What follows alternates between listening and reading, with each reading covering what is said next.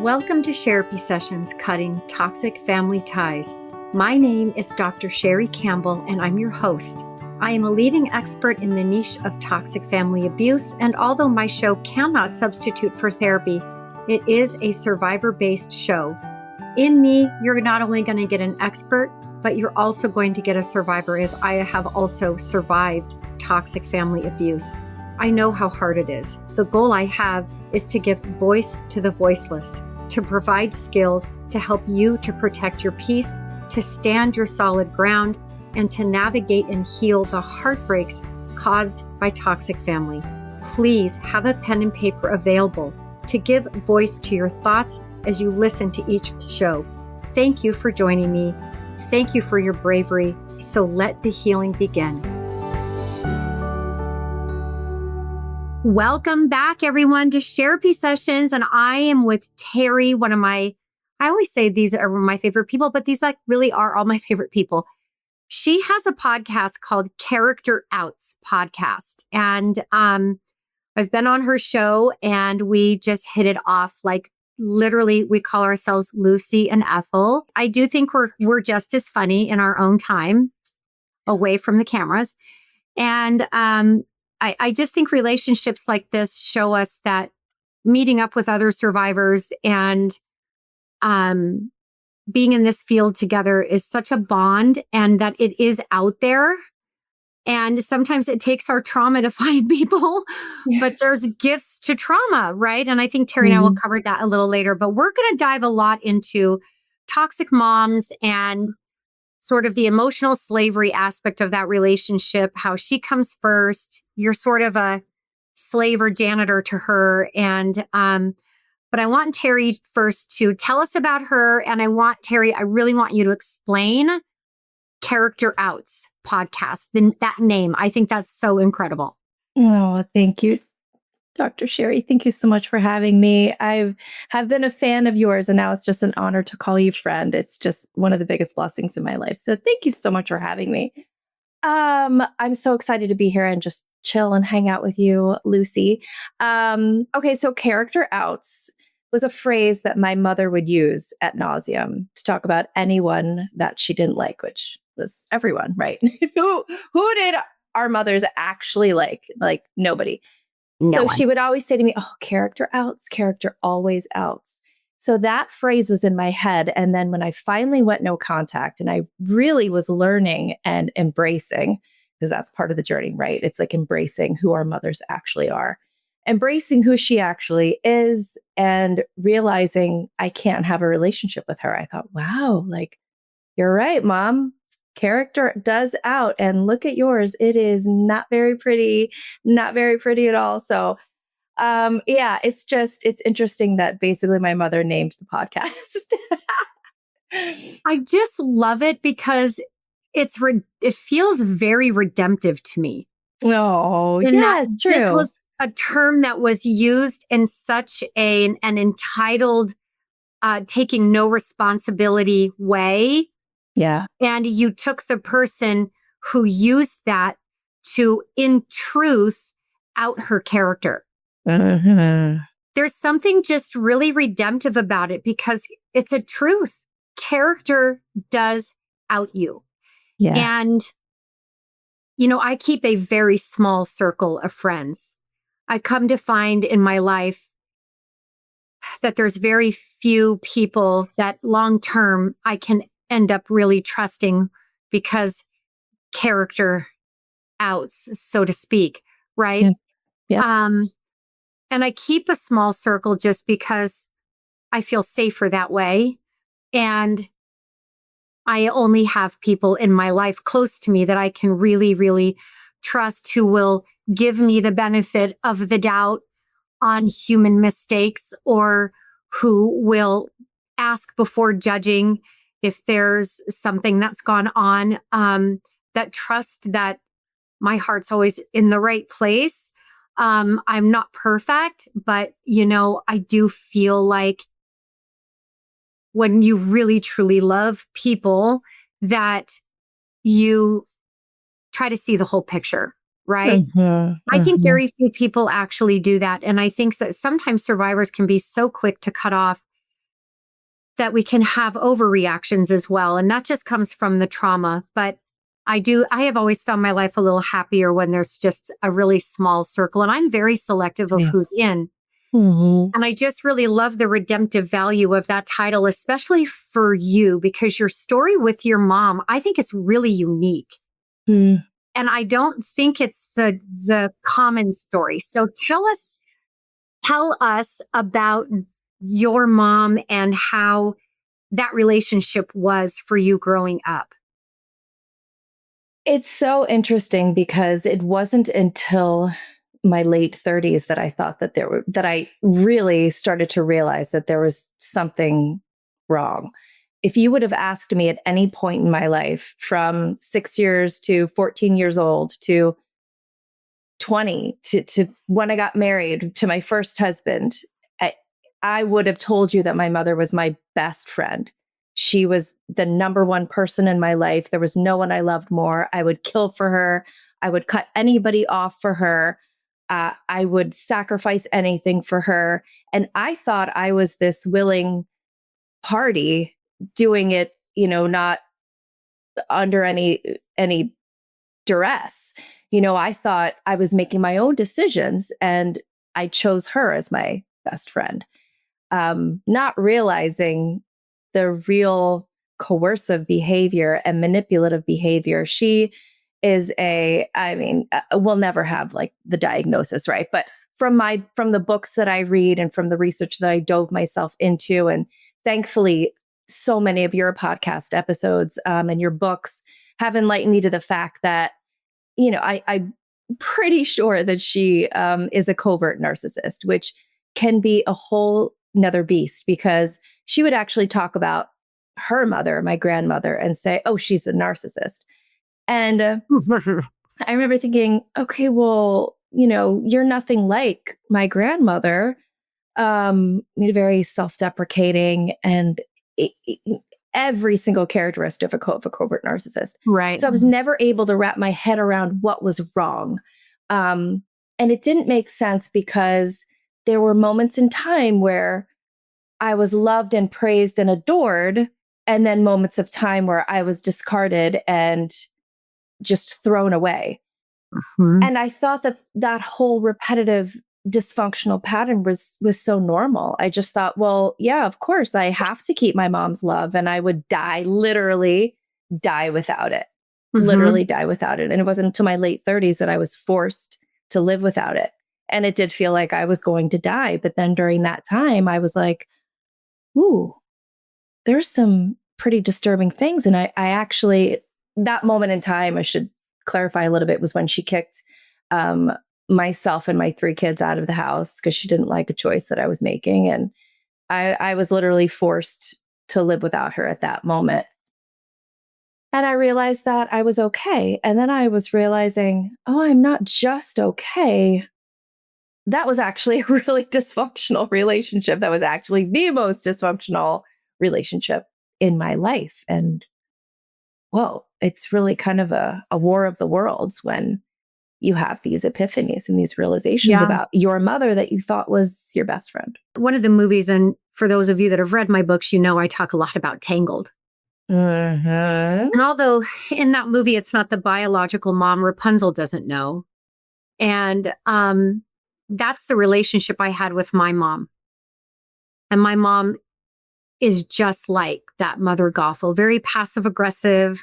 Yep. Sounds like your mom. And I always knew my mom didn't like me, but at the same time, I was her best friend. But I always knew she didn't like me. And so I had such a hard time reconciling, like, how can she hate me, but then in some strange way say we're so close, throw me into the middle of affairs and divorces and put me in the middle of all of these things. And then if it wasn't fixed by me, then somehow I'm the bad kid, I'm the bad guy. And she was so mean. And then when she was nice, she was so nice. But I could not she was like so Jekyll Hyde, but she did it so well because my dad was Jekyll Hyde and he was violent or he'd never speak to me. My mom was Jekyll Hyde and I'm hated and I don't say loved anymore, but I was used and hated at the Mm. same time. It took me a long long time to figure out I was used. Mm. Right. But over time, and I moved away to get my PhD. So that move gave me perspective. It happened at 26 and it gave me perspective. And then I started reading all these books like Children of the Self-Absorbed, Emotional Vampires, People Who Drain You Dry, the Jekyll Hyde personality, passive aggressive personality disorder. And I'm getting educated at all this time. And she fit so much of it, but there was never a solution in these books that was about being able to let go. Yeah. So I just kept following the rules and trying to stay more and more distant. But the further away I was and the less I saw her, the more I saw her. Yeah, absolutely. So very well said. Absolutely. Right. And Yep. it was really painful to see it. Yeah. So I think I spent a few years trying to not see it, but you know how it is. Like once you see, you can't unsee. And ironically, the more I started picking up on it and seeing it, I do think my behavior started changing toward her because I think different protections were in place, although not boundaries. And I was trying out sort of like low contact, cordial contact, and inevitably, the more I saw her, then the more mean she became, the more she acted out. And it ended the relationship for us, which I'm very thankful for today. Truly very thankful.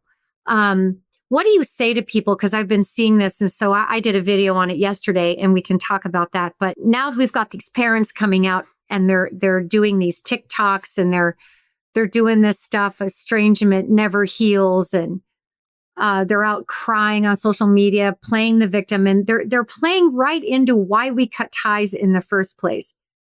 And I'll see them and I just block them. I have no desire to entertain a toxic person like that. I'm not going to even look in their comments. It is not worth it. I know what the comments are going to say. It's going to be a bunch of people that are totally abused going after her. And this is what these people want, right? Yeah. But estrangement never heals. How would you respond to that?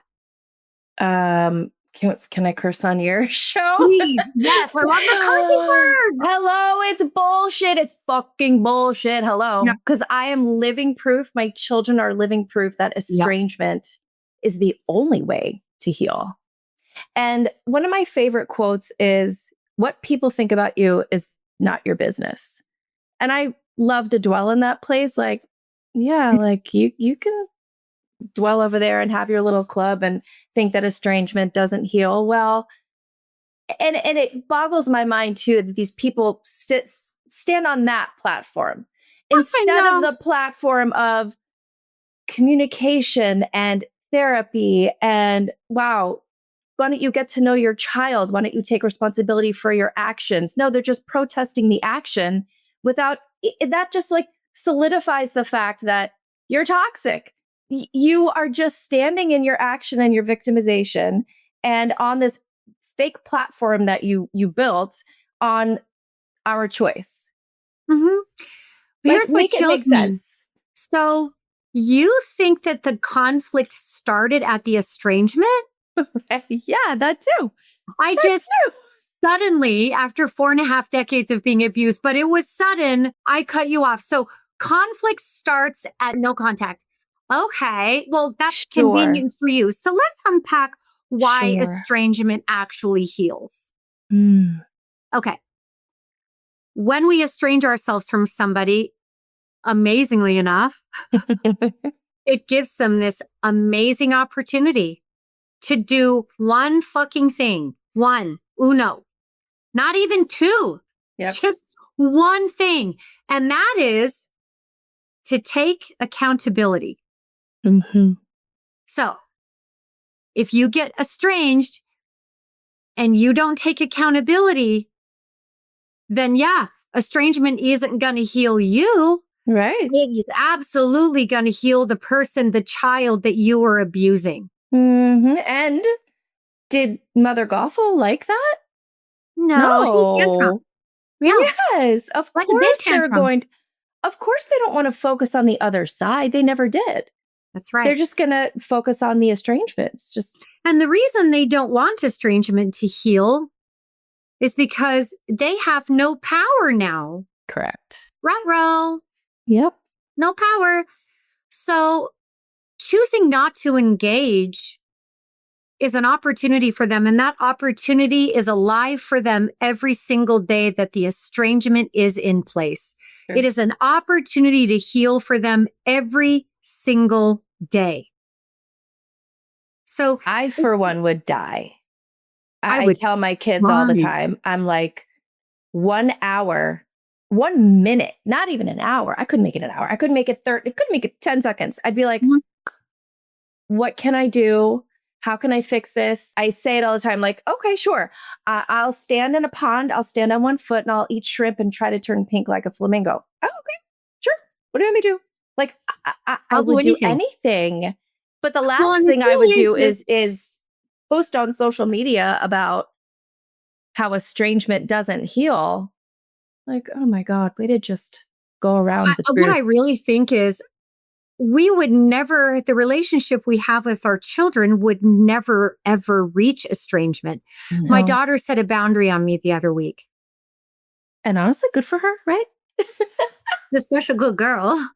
Right? So she had kind of a rough season Mhm. and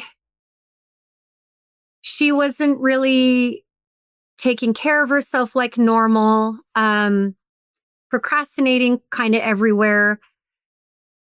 And she had to get into a class to get teacher observation hours because she wants to be a teacher. Aw. And so I'm like, she's having a tough season. And I kept asking her, have you emailed any teachers? And she had to get 45 hours. And she's like, no, but I will. And I'm like, okay, well, do you know like when you need to start? We're running around getting like TB tests, like we're doing all the things. Yeah, right. So I just thought I would find teachers for her to email. Okay. Because no one helped me at 20. And so I thought she's in a tough season. Like I'm going to help my little buddy out. Yeah. Well, then like, I'm kind of type A and she is more not. And so every day I'm like, so did you email? Did you hear back from anybody? And I think she started to sense my anxiety because the answer was no, no, no. And then I'm online, I'm finding more teachers. So she comes home from therapy and she's like, Mom, you're making me feel like you don't believe in me. Oof. Ouch. Yeah. So let me tell you my mom's response to that. Guess I can't even help you right. Well, don't ask me to help you again. You're so ungrateful. I would have gotten that. So Yeah, what I would have gotten something like, oh, really? After all I've done for you? Oh, give me a break, you entitled little brat. Knock it off. Suck it up. 100%. I'm paying for it. I'm paying help for you. it. Yes. Ugh. I would have gotten all that. So humor is a big part of my personality, which is also why I love you so much and why we are Lucy and Ethel. But I was like, oh yeah. So sometimes at band camp, I want to be the first chair parent. And I can see how it made you feel that way. And I'm so sorry. Yeah. I see you. I hear you. My intention was so good. Beautiful. And I said, so that I believe in you. I just want you to know where I was coming from, right? The anatomy of a genuine apology is to say, I did why I'm super sorry. I did it because most people are really not trying to hurt. Yeah. So I'm like, you've had a really tough season. And I just thought that I would take some pressure off. And then you know how I am as a little type A and stuff. And so then I think I put the pressure on. And you're right. You can do this on your own. And I will step totally back. Thank you so much for telling me that I was doing that. And she's like, Mom, you always make everything funny. And I'm like, I know, because sometimes I'm just like, I get excited. And she goes, but don't feel bad. I can tell you feel bad. And I'm like, I should feel bad. Yes. Yeah. So allow me the space to feel bad, because I made you feel a way that, and as a mom, I, the person, would never want to make you feel that way. Yeah. And I did. And I'm not going to beat myself up for life, but give me a couple hours. Yeah. And I tend to fall down and break things. So she's like, well, don't break anything. And I'm like, I'll try. And I said, so I really own that when I'm sorry. And, I will back off. And she's like, well, why don't we have a Friday check-in? Oh. And I'm like, that's perfect. So we've made it through the hard season. I am so thankful that she shared that with me. Yeah. I can see, because she's never had a hard season, really. Not like what she just had. So, and it was a season. It was really tough. And I just thought I'd help a sister out. So the quips that you and I shared with our listeners today, we would have gotten abused for saying a thing. Oh, yeah. So to have that moment was like a corrective experience. Even for me, it healed a little Sherry, where I left there. I'm like, see, that's what I should have heard growing up. And I wrote about it in my journal that night. And, when your mom loves you and hates you, you get this. If you're in audio, I'm giving a stop sign and a go sign at the same time. So, you're trying to do both at the same time, but they make it a no-win situation. So I want to ask you something. I was thinking about this the other night. I really think that we should add a new flavor to narcissism. I think the victim role is a form of narcissism. In other words, we have overt, covert, passive-aggressive, borderline, histrionic, antisocial personality disorder. I think playing the victim role should almost be a whole class of its own of narcissism, because it is so cunning to other people, because reverse projection is so powerful that when we see someone crying or acting devastated, we naturally, as healthy people, project our good qualities onto this person, right? And it allows them to 100% escape accountability and to take full control of the relationship. Yes. I don't know that I think it should just be a trait, because it's powerful enough to ignite an entire smear campaign against someone else. I think it needs its own category. That is actually brilliant. And it really is a personality thing. I mean, personality. You're so right. We had to endure that victim, and it got them out of everything. Like, all my mother had to do was switch and start crying, throw herself down. Oh my God, you hurt me. And then we instantly feel bad. We all of a sudden forget what we even said to her or what we did. We just want to make her feel better. We just want to fix it. Yeah. And it's a personality. I think interesting. I don't know that why isn't, I really am starting to believe that it needs its own, like the cluster B personality disorders should be narcissistic, borderline, histrionic, dependent, antisocial, passive aggressive, and victimhood. All right. So what do you have to do to get that in? I don't know. The first time I've ever shared it, I've never go. Because let's look at it. What is a personality? It's enduring, right? Yeah. They're called the cluster B personality disorders. So the thing is that it's long-term. Yeah. My mom rarely uses a different role. And if she does, it always ends up in that space. It ends up in that role. Yes. So it is enduring. It has an endurance to it that does, for me, last a lifetime, as does narcissism. Yes, I understand that it can be used as a trait. But, I got to tell you, when I read over the criteria of the cluster B personality disorders, victimhood or playing the victim isn't even mentioned. That is so interesting, because they turn everything, even the things that we do. I remember when I got engaged, my mother was mad and sad, and she hid in her bed. I would probably need to go back and revisit them, but I don't ever recall being a victim as being a part of the criteria, right? Never at fault or whatever, but this is a role that they play that is It's so a mindset, powerful, I feel like. that I feel like it is a personality disorder because it's easy. These people are able to manufacture emotion at the drop of a hat, which is not normal. Yeah. It just shocks me. And I was thinking about it the other night. I'm like, oh, I'm going to talk to Terry about this because I definitely feel like it's a disorder. I don't think it's a syndrome. I think it's a disorder, and it's a go-to, and it's natural. And the damage done, think about it. We hear about probably more damage from someone playing the victim than overtly abusing us, because it is, I know it goes into covert narcissism, but it's almost like it's so powerful that it dominates that covertness. Interesting.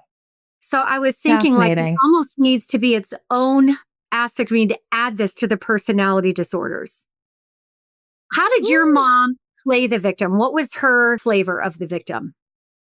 Oh, that's what she would do to get me to feel sorry for her again, and completely divert whatever she just did to hurt me. She also used it as control. I'll never forget. This is how long ago. That was just such a core memory. I was probably four, and we had that brown shag carpet, and I was sewing.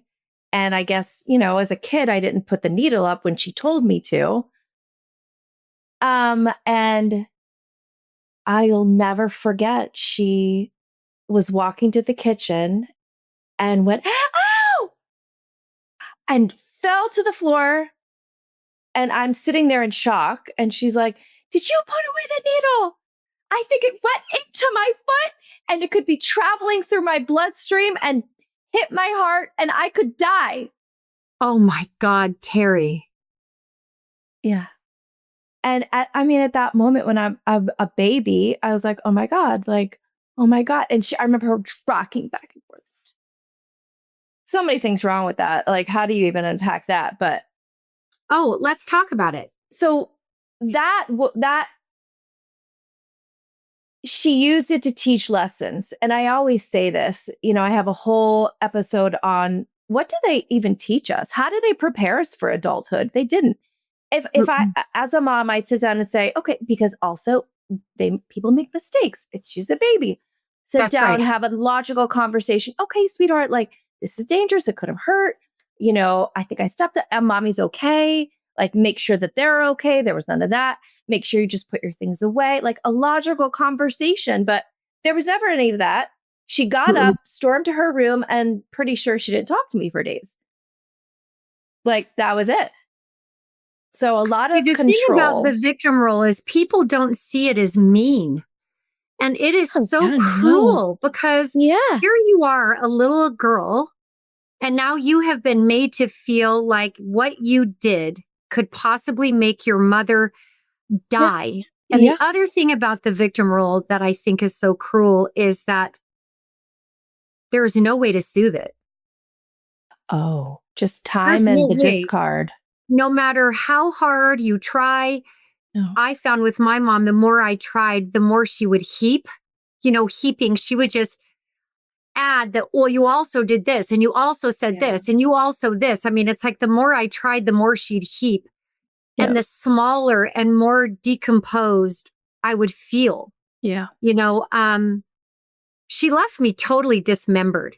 Like she dismembered me emotionally, just down to the very fabric of every cell in my body, because everything was so confusing and she was always the victim. My mom would say things like, you just want me to die. Oh, yeah, mine too. And dying was brought up a lot. Yes, for me too. Right. And you'll miss me when I die. You're going to be sorry when I die. Oh, yeah. You'll be thankful for me when I die. Mm-hmm. I don't know if they all go to the same school. I swear. But I swear to God, it's almost wild how identical the statements are. Yeah. And how wild it is that you'd say this to a child who is powerless I know. to fix any of this adult dysregulation. And when you're little, you really think they might die and that you did that. Absolutely. Absolutely. I still feel that visceral fear and pain in my body from that moment. When I was little, my dad had a car called a Datsun TRX. And it was like a sports car. And I was 5 and he was under the hood. And my dad always had car problems. And he was a road rager like crazy. So I was always like, I'm going to die in this car. Which Jeez. I now know is a form of narcissism to drive recklessly with someone. So he wanted me at 5 to push the gas pedal gently. So I don't know how to do that. So I pushed the gas pedal. I pushed it too hard. The door was open. He came out from under the hood and he picked me up by the back of my jacket and he slammed me on the ground. Oh my God. And he said, "You almost broke my fucking car." And I was like stunned, like, don't move, don't say anything. I have no idea what happened after that. Yeah. That's easier for me than the endless victimology and guilt that my mother put on me for other infractions because it wouldn't end. And then I'd get this silent treatment and then she wouldn't speak to me. So I just wanted to share that example because as violent as my dad was, it was the way that the victim goes in is it hits empathy. I didn't have any empathy for my dad that day. He scared the shit out of me. I just didn't want anything to get worse. I don't think it did because I don't have any memory of what happened after that. Yeah. But my mom would just heap more victim on. And I think that that level of guilt that you put into a child's heart and you make that child's whole person feel awful. Yeah. And then we carry that. Do you carry elements of that today? Overly guilty or... Oh, yeah. Yes.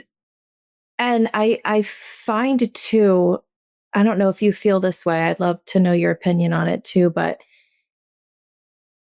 being bombarded by that victimhood, I feel like makes you not want to be a victim. So it makes you silent. So it really kept me from sharing my story, from saying out loud, my mom is fucked up. My family's fucked up. Like it keeps you silent because you're like, well, I don't want to be like them.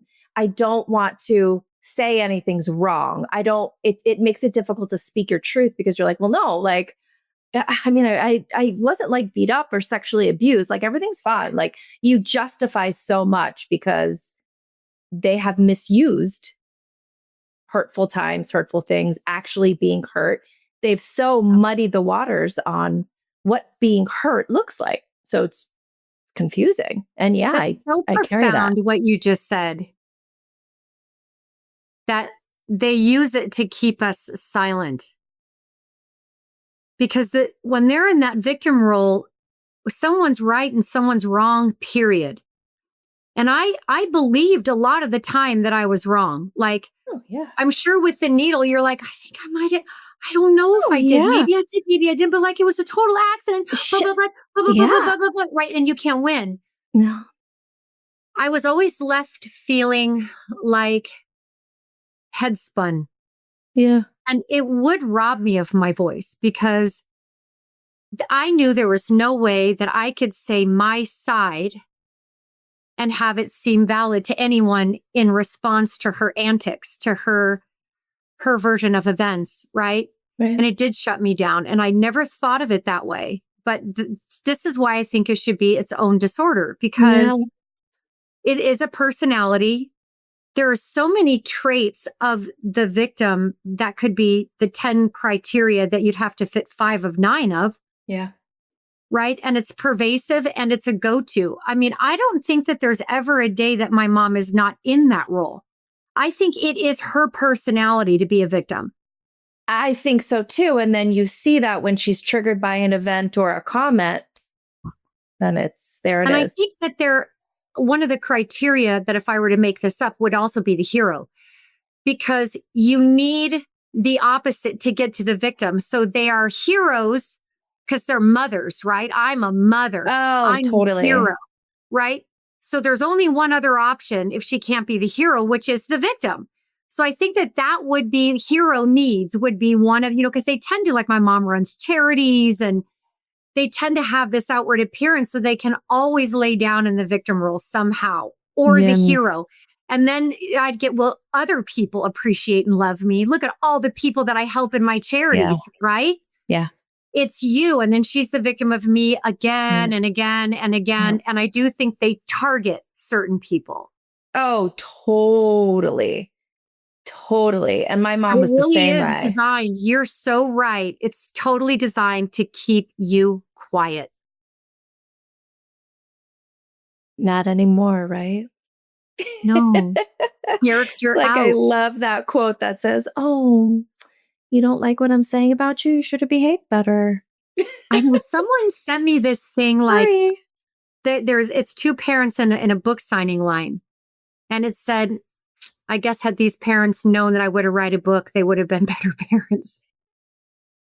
Yeah. Right. Because it is a lifelong healing journey. And some of what I've had to heal the most from, again, giving that example of my dad, that's a terrible thing that he did to me. And no one should do that to their children. But he didn't carry it on and on and on. My mom carries the victim role everywhere on. And it is so convincing because it's so perpetual and it's so consistent. She made me believe I was a really bad person. Yeah. Oh, same. And just like you said with the come here and stop, that one little door, that crack that would open and we're like, oh, it's safe. Like we're actually not a terrible, disgusting person. And then look out, then you're right. The victim, something happens, she's the victim. And it also perpetuates the narrative of you have to take care of me. Don't do anything that hurts me. So whether it's a decision in your life, whether it's what you say to me, don't do anything that's going to hurt me, because then I'm going to be the victim again. I'm going to be hurt. I'm going to be laying on the floor and you're going to have to fix it. And there can only be one victim. Oh, gosh, yeah. You're not allowed to say that what you're doing hurt me or there can only be one victim. Nope. So they consume that role and their children disappear into the shadow of it. See, I think it's so powerful. I think that role, that personality, the victim personality is so powerful because it gets all the attention. It consumes all the space in the relationship, not allowing anyone else an equal amount of space to feel something about it. No. There can only be one, which would be narcissism. It's not overt. It just has so many elements to me. It is. You're right. It's very quiet. It is. It's very... Yeah. Yeah, I did a podcast episode called Nice Cruelty. Ooh, love that. And that is really in line with being a victim. It's the most cruel thing that you can do. And then I think too, Terry, to touch on something you said, is you said, then we never want to be a victim. Mm-hmm. And in one of my books, I say, you've been victimized, but you're not a victim. Mm-hmm. Victimized is past tense, whereas the victim is enduring. Yes. Right? I think it's fair that we grieve that we were victimized. And that is different than being a victim. How would you touch on that? First of all, I think that's beautiful. And it really gives people the power. I feel like recovering from toxic families, from the kind of mothers that we had, we have to have that power, that we have to feel safe and to do that. And when we have our power, when we have our voice, we can embrace. I think part of the healing too is embracing that the abuse actually happened. That shouldn't have happened. Your father shouldn't have done that to you. Your mother shouldn't have done that to you. But again, leaving it in the past, right? And that's also where estrangement comes in, because it's like, yeah, estrangement because I don't want that anymore. I can't live in that narrative anymore. So I feel like, you know, grasping hold of our power, knowing that we have been victimized, embracing that we have, but not dwelling Well, there. I always say that mhm. on my podcast, like, I'm not giving them another day of my time. They're not getting another moment. Will I still cry sometimes? Yeah. Am I Mhm. sad? Am I angry sometimes? Yeah, because there's no Mhm. contact journey. I say it will never feel normal. There will be ups and downs and emotions of it. But, I get a lot of comments like that on reels that I'll do on Instagram. And it's like, oh, you're just playing the victim. Oh, victim. I'm like, bitch, you, knock it off. Knock it off. Like, pack it up, leave. Like, it's not about being the Uh-uh. victim. You want to know why? I think too, which goes back to again your amazing theory, playing the victim. You don't want to get better. They don't want to get better. They want to stay. They're stuck. They want to stay with you, making sure that they're better, or they want to stay putting their hand up, going, "You hurt me. You can't do it." No, and there's such a difference between embracing you've been victimized, realizing, no, I'm not a victim. I'm actually a survivor. You're Mhm. right. It's past tense. And then what are you going to embrace today? I'm going to Mhm. embrace my power, my strength, my voice. I'm going to take from the past, learn from it. It's an evolving thing. I love that. It's like victimization is the dead, and no, we're not a victim. I don't subscribe to that. No. Right. Then that's why, like, it should be a damn personality Yeah, I on the agree. cluster Bs because it's enduring. It endures forever, and they don't get better; they get worse. Because I Yes. think they create more and more problems for themselves to be the victim of constantly. Well, and they have to up the ante, right? And that was one of the We most do. powerful things that you said when you were on Call Her Daddy. That what you said, you were like, it gets worse, and I was just Oh, like, oh my yeah. god, you're right. It gets worse. Whether it's because they feel that they're losing control, or they feel I don't know. Thank God I can't quite figure out their mind, I know. I'm but like, I'm so glad I'm not sick enough to yeah, understand them exactly, fully because I think exactly. that's actually a good thing. Yeah, I Have you agree. ever had moments when you were really victimized as an adult? Because I've done this. So this is just all transparency. When And let's say it's my boyfriend and he's trying to support me. I've out of my mouth heard myself say, I'm not trying to be the victim. oh yeah, And I feel like I have to define like I'm literally not trying to be the victim. yeah. Or And I'll it, say, I'm sorry I keep talking about it over and over again. My husband will be like, right. I'm here for you. I'm your best friend. Talk about it as much as you want, because we've always heard your side isn't important. Shut it down, shut it down, stop talking about it. It's ridiculous. Yeah. Because It's sad that we were raised in such a way that when we are having and we've been genuinely victimized by something, some event, maybe a person, whatnot, but we're scared, we're spiraling, yeah. and we start going, I'm so sorry. Really not trying to be the victim. I'm not Yeah. trying to take up too much space. I'm not trying to. And the thing is when I hear those things come out of my mouth, I'm like, those parts of me still need to evolve. I am Oh, human. And, you just took things, you just took a deep breath. I could just yeah, see yeah, that it affects you and impacts you. That was, yeah, it makes me want to jump through the computer and hug you, but yeah. I mean, really, you're still healing from all of that. Yeah, I always will be. Unless I were to go get a lobotomy, am I going to Hmm. be able to get rid of my amygdala, my hippocampus, or my vagus nerve? So I don't really see that as a Okay, hope. fancy terms.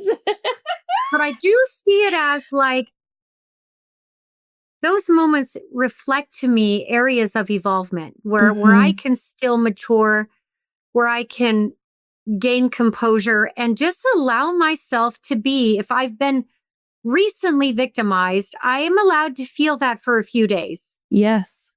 But I don't want to stay stuck anywhere because I feel like these are my life classes.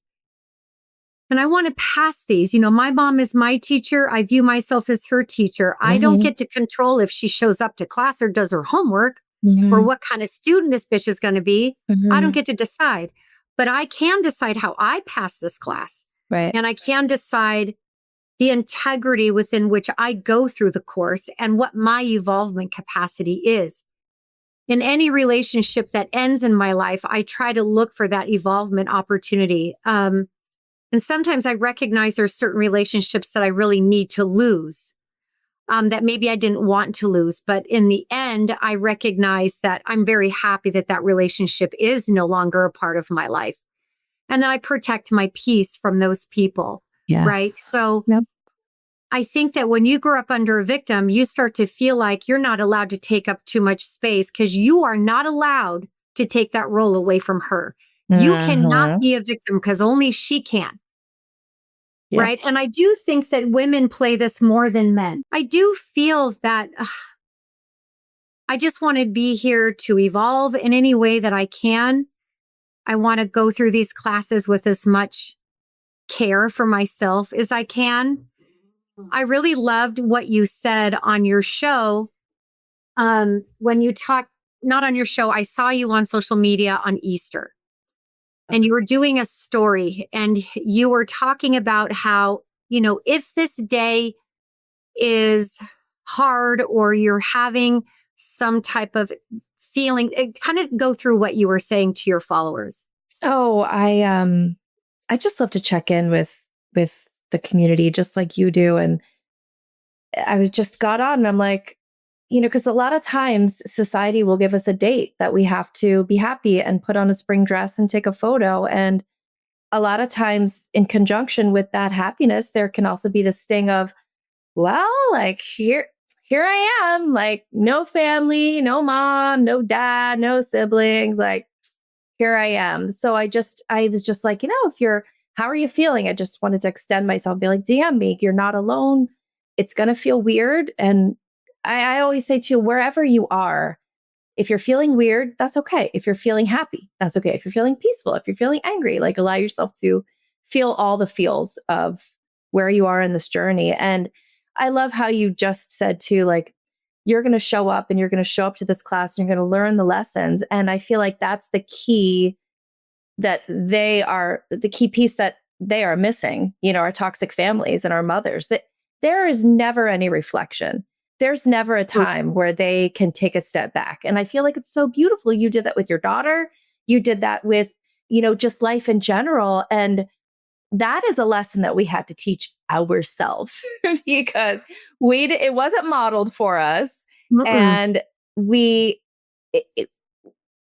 I found it difficult to apologize at first, in my life. And I feel like reflecting and being okay with, hey, I messed up, I was wrong, is a skill that you can hone. But it feels so good to step back and ask someone, hey, just like your daughter came to you and, you have those open and honest and genuine conversations. So I think that's beautiful. I feel like that's a testament to you and your growth, that we can actually reflect and look around us and say, okay, what do I need to fix here? What do I need to, how can I grow? I think that it's important. Like if you get this last year, I got confronted with a really unexpected, very, very painful situation.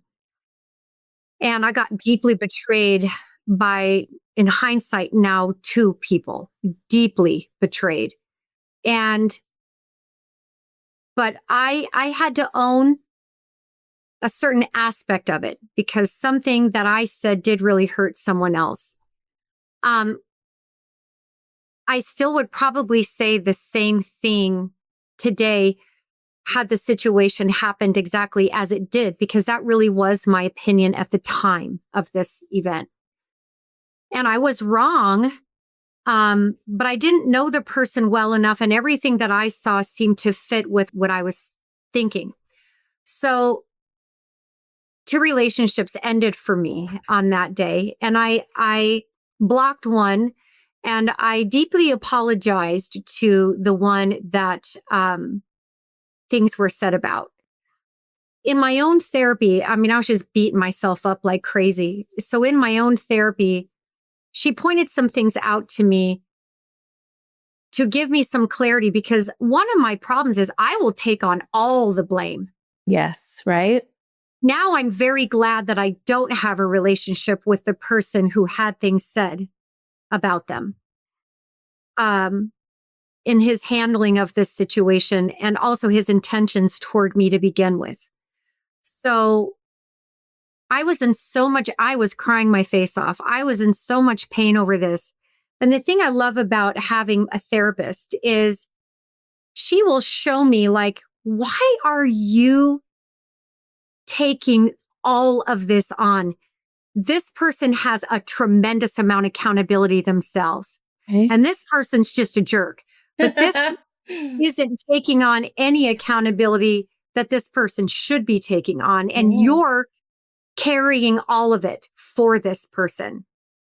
And that is a habit of mine from growing up with a victimized mother and an abusive father. And I still love that person. I will always wish that person well. I do not want that person in my life. It's not even worth a confrontation for me. I think it could just be looped back around on me in so many ways. And I think it would be.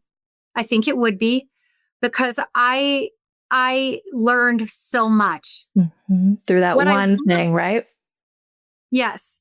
And without a therapist to help me, and I'm still healing and I'm still in therapy, I saw where I have to evolve is I don't need to be the pack horse of other people's bullshit. Love. That this particular person really owned very little of this issue.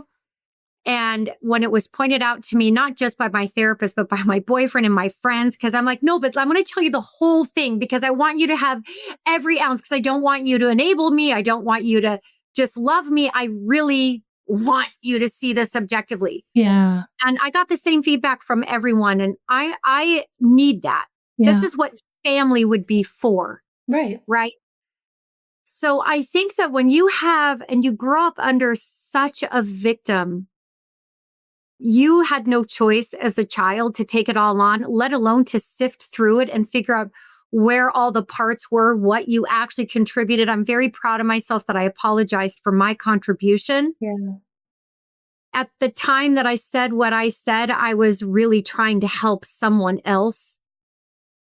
And it really did appear to me to be what I thought. And I wasn't trying to hurt anybody. I was trying to help somebody else. Okay. So being able to own my piece was really important. And then being able to say, I'm no longer going to own that person's parts for them. And if they're allowing me to do that, then that is another thing to look at. Right. So saying I'm sorry or being defensive can be really hard to outgrow when you're a child, because you've been unfairly blamed literally your entire life. So I'm so glad you brought that up, because I do feel very sorry for my part in that dynamic, and I owned it fully. Nothing was owned in response, and not enough was owned in response. Right. So interesting.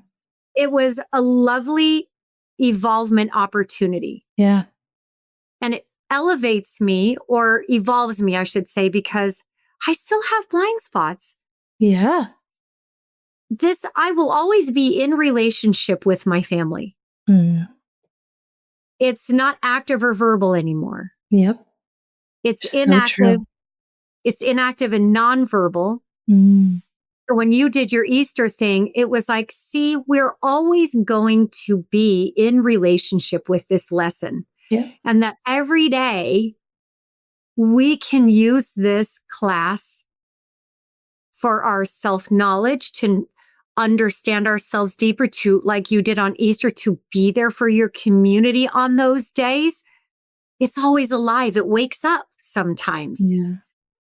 And I think that's part of it. No contact doesn't mean that you get them off planet Earth. Yeah. Or that you're sitting in this turmoil of bitterness and you're just, that's what's comical. And like, no, like there's a range of emotions, but I'm not out for vengeance. Like, and I feel like back to the beginning question of, oh, estrangement doesn't heal, like I'm not going no contact. I'm not using my silence to hurt you like you used your silence to hurt me. My silence is for me. Your silence was to hurt me.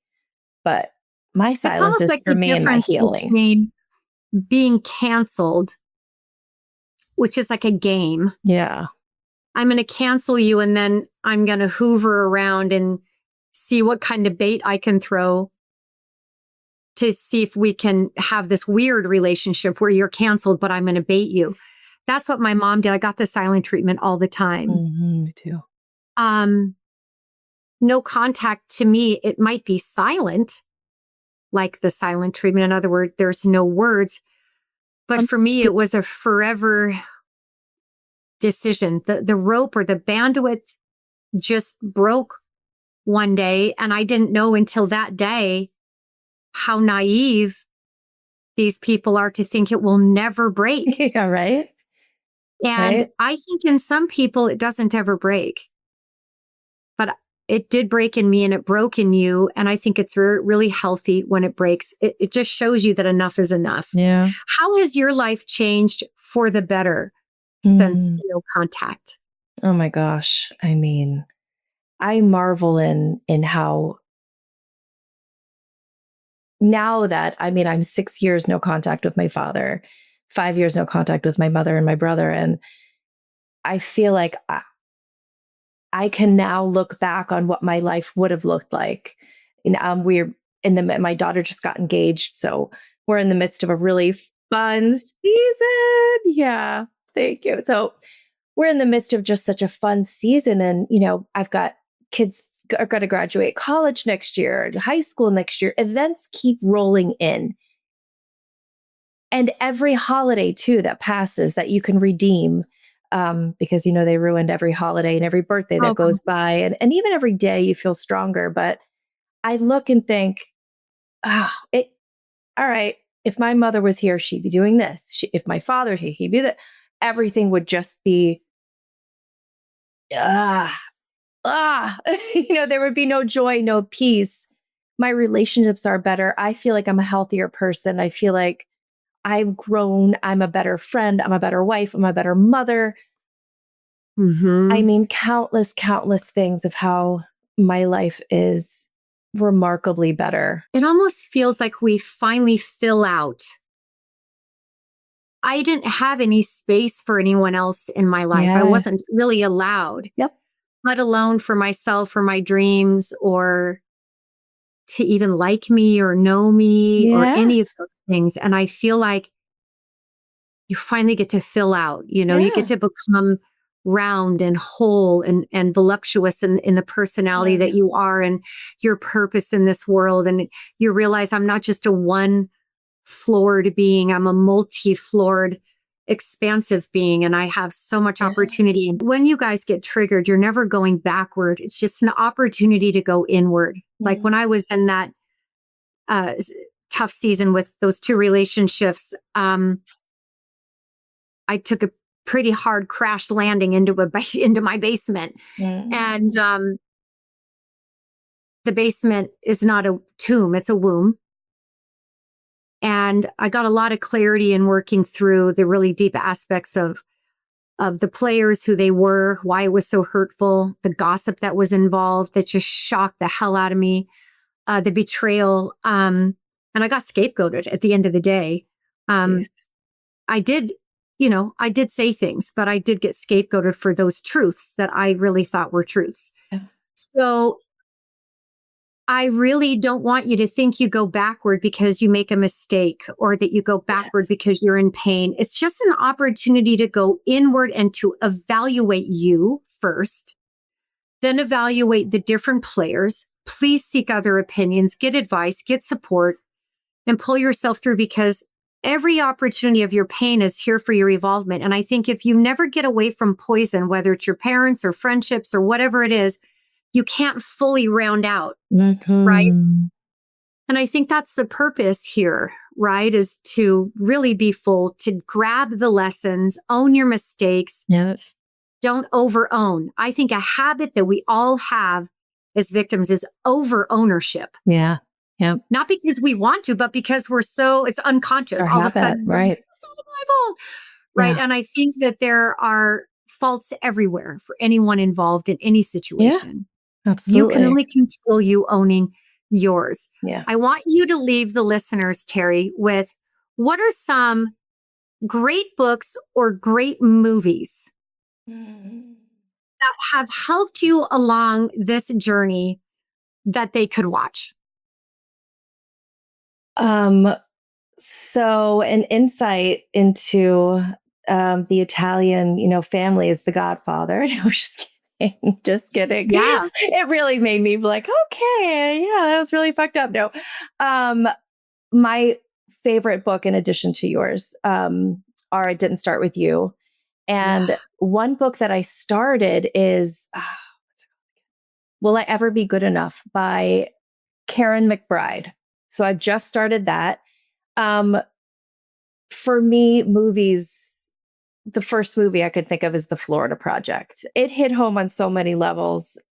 I mean, obviously, because I grew up in Florida, it's based in Florida, but the premise of the movie is hidden homelessness. And it's about this struggling mother and her daughter, and they're living in a hotel because they don't have any family support. Now, it doesn't really talk about the dynamics behind why they're at the hotel, but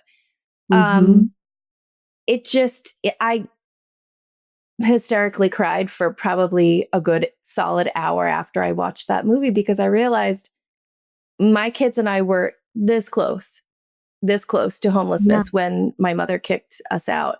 And it was, I mean, I could have been there. Yeah. Could have been there. And that movie, to me, it's such an emotional movie, but it's the reason that I want to start a foundation or a non-for-profit or something for families who are displaced by the narcissistic discard, some kind of something that can help families, or, a young teen, a young adult, not teens, because that would get a little messy with but young adults who are, their narcissistic parent or their toxic family is using money to keep them in a situation, using money to keep them home. And then they feel like they have no escape. So I don't know. My heart is there. Totally. I love that resource, because I feel like there are so many resources that I got outside of the field of psychology. And I love what I do and I love my field, but I can tell the listeners that the book that helped me the most with my family is by Robert Greene, and it's called The 33 Strategies of War. Wow. Mm-hmm. And I use his work more than most people's, because I'm bringing authenticity to someone who's all about strategy, and I was getting my ass kicked. Wow. So there's a certain amount of strategy that's necessary to deal with these types of strategic people, transactional people. And so I would love to leave the listeners with that. Really go watch The Florida Project. Terry, I actually really want to have you on again. So I'd be honored. Are you kidding? we need to schedule it, because you're so easy to talk to. And thank you. I think you have so much to offer, and I love the way you think. So I do you. want to offer resources at the end of every show, because I do think there's avenues to get help that don't require a lot of money or therapy. And books I had paper parents growing up, and there's paper psychologists, and there's movies. And so I want you guys to look at The Florida Project, check out Robert Greene's The 33 Strategies of War. And Terry, thank you for coming on Therapy Sessions. Thank you. I love you. I appreciate you. Thank you so much, Dr. Sherry. You're welcome. Mwah. Okay, you guys, until next week, be well, take care of you. Well, Bravehearts, that concludes our amazing therapy session for the day. Please sign up on my email list at drsherrycampbell.com so that you can be in touch with me and see what's going on in terms of what I'm offering soon, what books are coming out, etc. Talk to you in a couple of weeks.